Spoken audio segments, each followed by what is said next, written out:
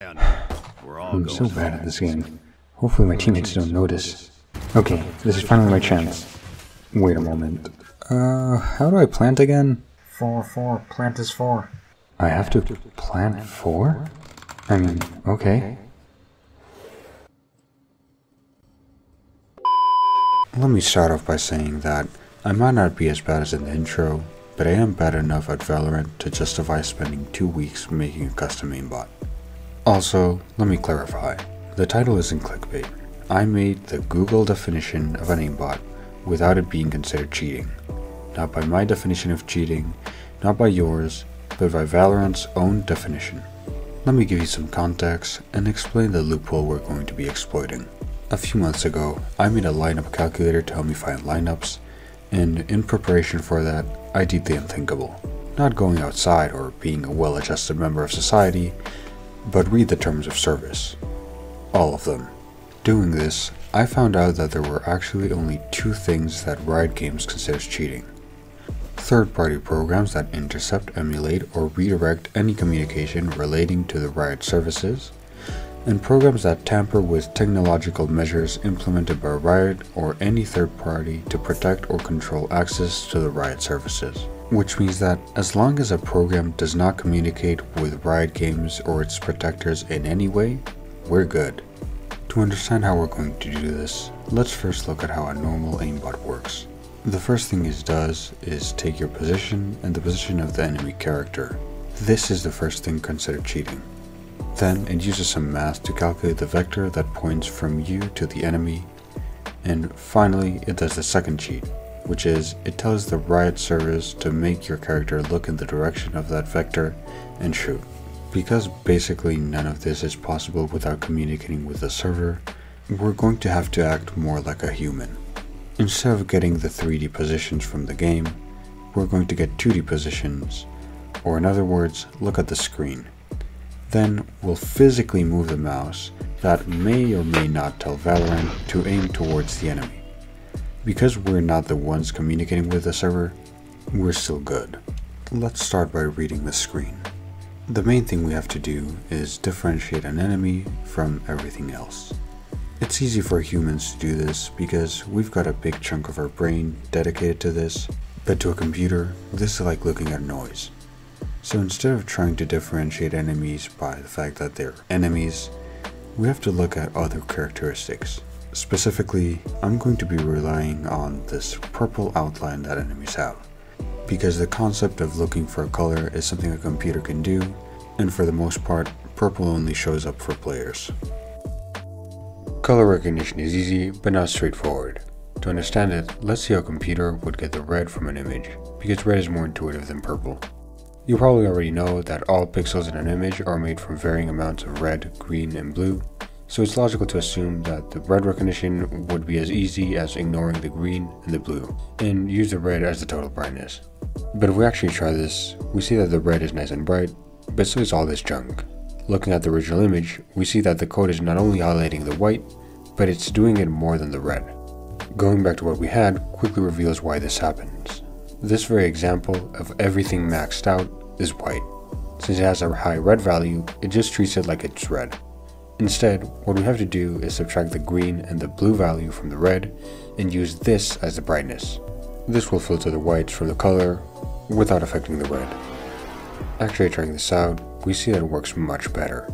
The reds are just as bright, but without any junk. Then, detecting purple instead of red isn't very hard, just some boring math. Now that we filter purple, you might think it's easy to find the player, but we're still missing quite a bit. If we do the easiest thing of averaging the position of the purple pixels, we see that we're very far from the enemy and aren't even on any purple pixels. This is because very small values can impact an average significantly if they're far away. Also, in case you're wondering, for now all testing is being done on footage of the game, and I purposely chose a video where I was using a purple skin, because doing that forces me to be thorough in my search. So let's quickly go over changes I did make. First, I started to look for blobs of purple instead of the average. Then, in an attempt to filter more, I started looking for skin color. Specifically, I tried looking for beige, then beige and purple overlap, then beige outlines, then purple surrounded by beige, And if you haven't been paying attention but you're still thinking about that segregation joke, you might realize that none of this can be perfect because notoriously, when computers try to recognize skin color, they tend to ignore darker skin colors. This means we wouldn't be able to recognize agents like Phoenix, but this isn't really a problem because you know what they say. Like father, like s***. Jokes aside, it's not a problem because I did end up using beige as a filter. There is so much beige on screen at all times that it was like trying to filter by saying, only show the purple on screen if it's on screen. Wow! Instead, the filter that did end up working was trying to differentiate the human-shaped purple from the rest. I did this by first making the blob smaller, and then looking at clusters of blobs that were vertically arranged to try to spot these two lines. Then I drawed red circles over these, and you can probably see it coming along. If we could just ignore the gun and the UI, we'd be done. But even though both always appear in the same place, it's surprisingly difficult to tell a computer not to look there. The problem is that I'm running this in C++. Unlike Unity, which is what I would have normally used, it doesn't have easy to implement UI, and I can't switch now for reasons I'll talk about later in the video. So trying to make an easy to understand UI where you could select specific regions to ignore wasn't really realistic. Instead, I had to fake UI. The idea of faking UI probably sounds confusing because everything has UI, no matter how bad or how old the computer. After all, it's by definition the way we communicate with programs, either physically or digitally. So if I want to communicate with my program, I have to use that UI, but instead I'm going to be removing the lesser known term of GUI, or Graphic User Interface.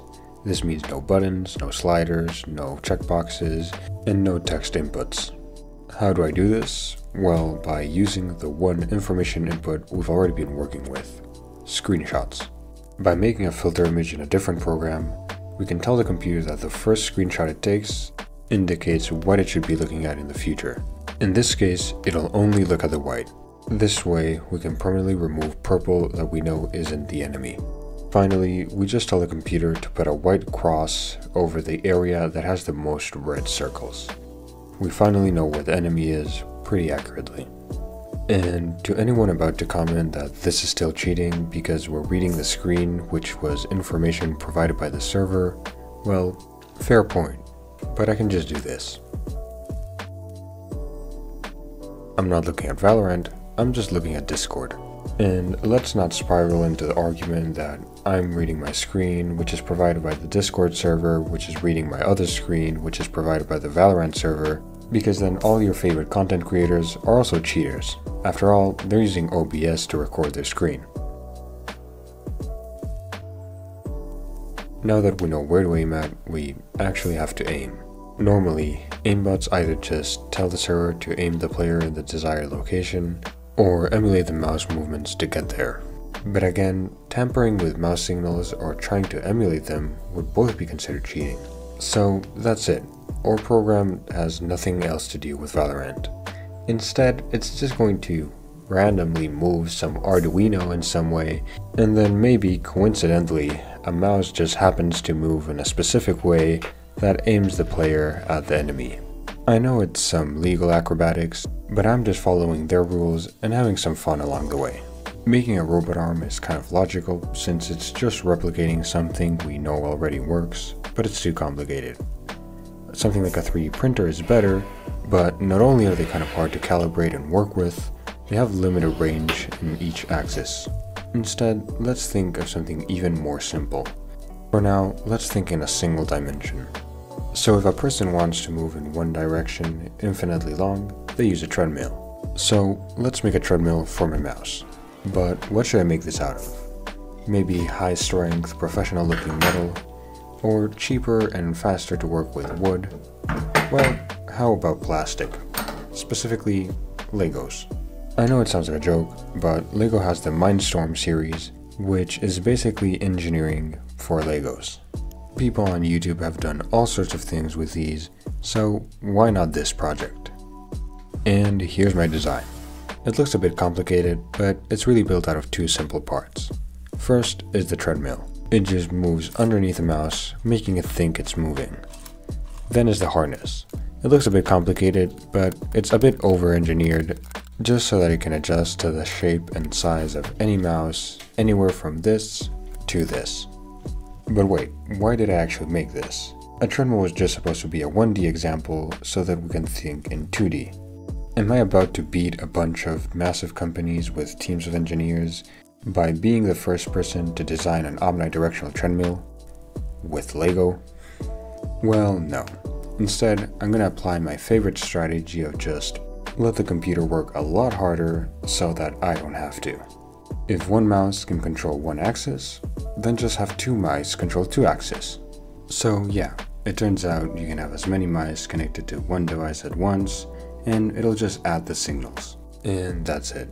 Or at least that's it for this video. I'm genuinely sorry because I know a lot of you probably wanted to see the whole aimbot working, and the mechanical part was just getting interesting, but this is already my longest video ever, and I'm currently fleeing the country because But I promise you'll see a finished version in part 2, and for now, I'll leave you with this.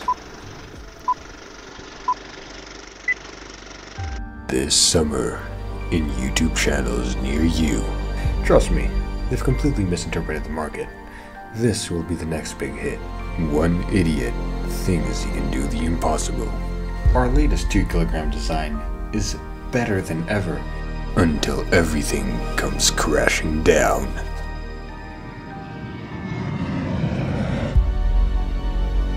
I made an aimbot part 2, not cheating. Buy your tickets now.